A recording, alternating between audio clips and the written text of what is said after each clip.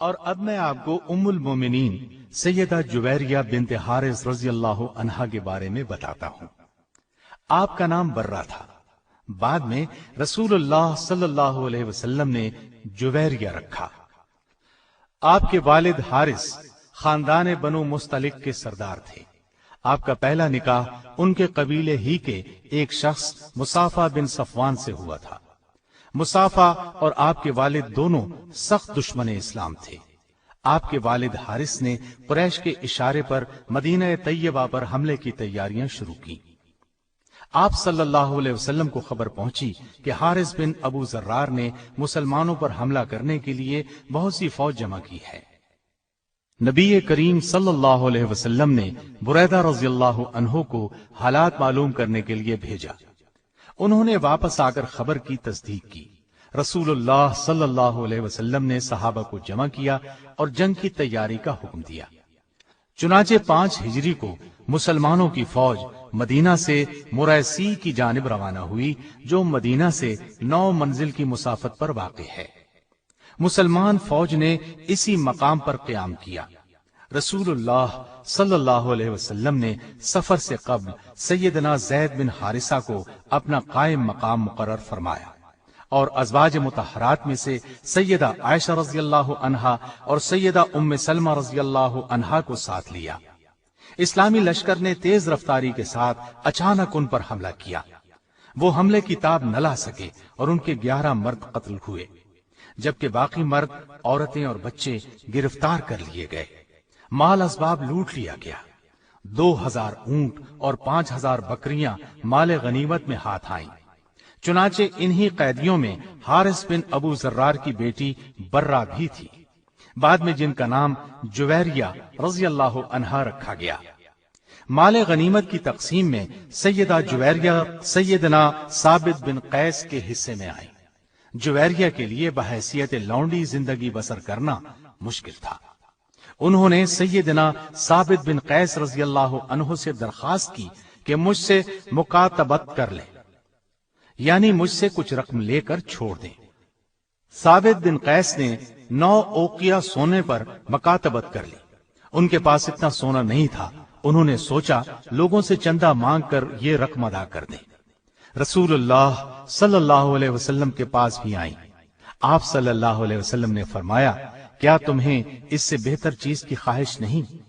انہوں نے کہا، وہ کیا چیز ہے؟ آپ صلی اللہ علیہ وسلم نے فرمایا، تمہاری طرف سے میں روپے ادا کر دیتا ہوں اور تم سے نکاح کر لیتا ہوں۔ تو سیدہ جویریہ رضی اللہ عنہا راضی ہو گئی۔ ادھر سیدہ جویریہ رضی اللہ عنہا کے باپ حارث بن ابو ذرار کا شمار رؤسائے عرب میں ہوتا تھا۔ وہ اپنی بیٹی کی گرفتاری سے شدید متاثر ہوا اور رسول اللہ صلی اللہ علیہ وسلم کی خدمت میں آیا۔ اس نے عرض کیا کہ میں عرب کا ایک سرکردہ آدمی ہوں۔ میرا مقام و مرتبہ اور میری بیٹی کی عزت و آبرو اس بات کی اجازت نہیں دیتی کہ وہ کسی کی کنیز بن کر رہے اور اس طرح ذلت کی زندگی بسر کرے۔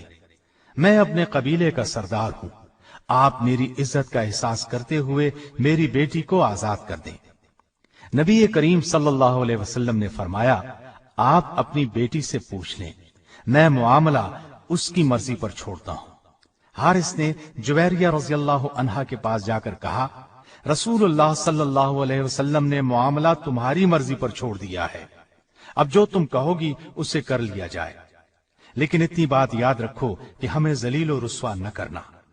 اس پر سیدہ جویریہ رضی اللہ عنہا نے فرمایا، میں رسول اللہ صلی اللہ علیہ وسلم کی خدمت میں رہنے کو ترجیح دیتی ہوں۔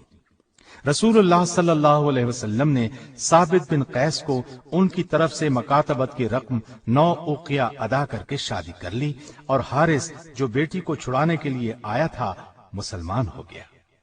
رسول اللہ صلی اللہ علیہ وسلم نے جویریہ رضی اللہ عنہا کو آزاد کر کے اپنی زوجیت میں لے لیا۔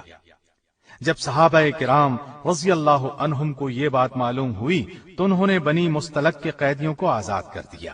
انہوں نے کہا، اب یہ لوگ رسول اللہ صلی اللہ علیہ وسلم کے سسرالی رشتہ دار ہیں، ہم انہیں قید میں نہیں رکھ سکتے۔